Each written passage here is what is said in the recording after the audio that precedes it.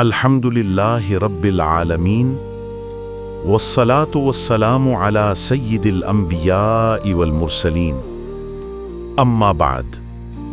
محترم ناظرین کرام، آج میں آپ کے سامنے رحمت عالم سرکار دو عالم صلی اللہ تعالی علیہ وسلم کے ایک ایسے واقعے کا ذکر کرنے جا رہا ہوں جو صرف ایک واقعہ نہیں، اخلاق، برداشت اور انسانیت کا آئینہ ہے۔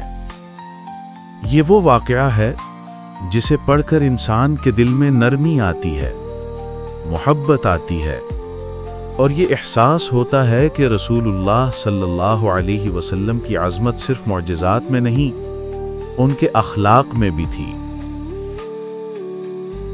آغاز مدینہ منورہ کی وہ گلی جس سے رسول اللہ صلی اللہ علیہ وسلم اکثر گزرا کرتے تھے۔ وہاں ایک عمر رسیدہ عورت رہتی تھی۔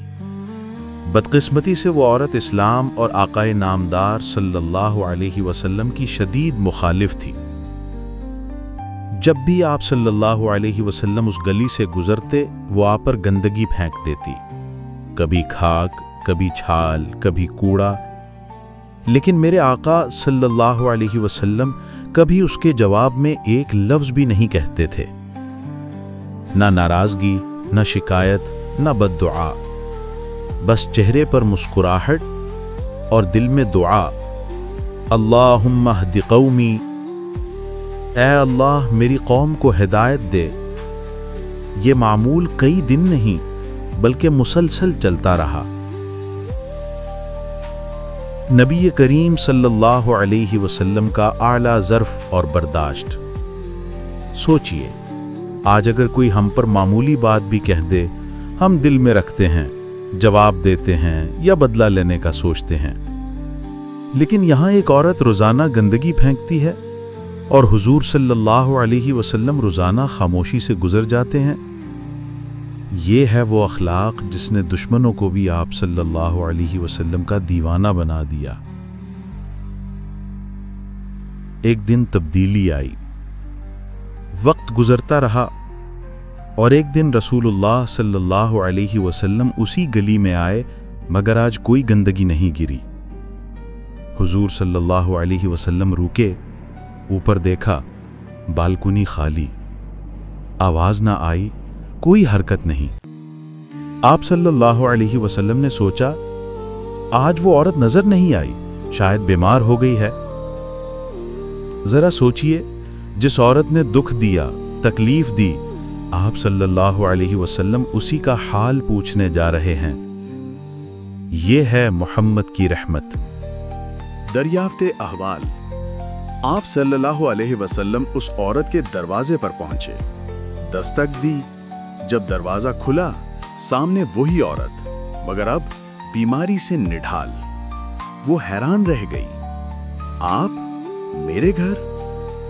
آپ صلی اللہ علیہ وسلم نے بڑی نرمی سے فرمایا، تم آج نظر نہیں آئی، اس لیے تمہارا حال پوچھنے آیا ہوں، کیا طبیعت ٹھیک ہے؟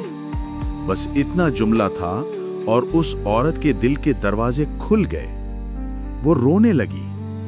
اس نے کہا، میں آپ کو تکلیف دیتی رہی اور آپ میرے احوال پوچھنے آئے ہیں؟ آپ یقیناً اللہ کے سچے نبی ہیں۔ اور وہیں ایمان کی روشنی اس کے دل میں اتر گئی۔ اس واقعے کا پیغام۔ میرے پیارے بھائیوں اور بہنوں، یہ واقعہ ہمیں 3 بڑے اسباق دیتا ہے۔ نمبر 1، بدی کا جواب بدی نہیں، بھلائی سے دینا چاہیے۔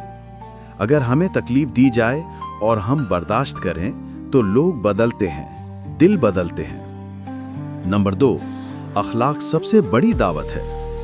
کسی کے ساتھ حسن سلوک، کسی کی خبر گیری، کسی پر رحم، یہ ایسے ہتھیار ہیں جن سے دل فتح ہوتے ہیں۔ نمبر 3، نبی صلی اللہ علیہ وسلم کا ہر عمل انسانیت کا کامل نمونہ ہے۔ ان کا اخلاق، ان کی نرم مزاجی، ان کی برداشت، دنیا نے ایسا کردار کبھی نہیں دیکھا۔ اختتام۔ آئیے ہم بھی یہ عہد کریں کہ ہم نبی کریم صلی اللہ علیہ وسلم کی سنت پر چلتے ہوئے غصے کو پی جائیں گے، لوگوں کی غلطی کو معاف کریں گے، رشتوں کو جوڑیں گے اور اخلاق کو اپنی پہچان بنائیں گے۔ اللہ تعالی ہمیں حضور صلی اللہ علیہ وسلم کے اخلاق سے حصہ عطا فرمائے۔ آمین یا رب العالمین۔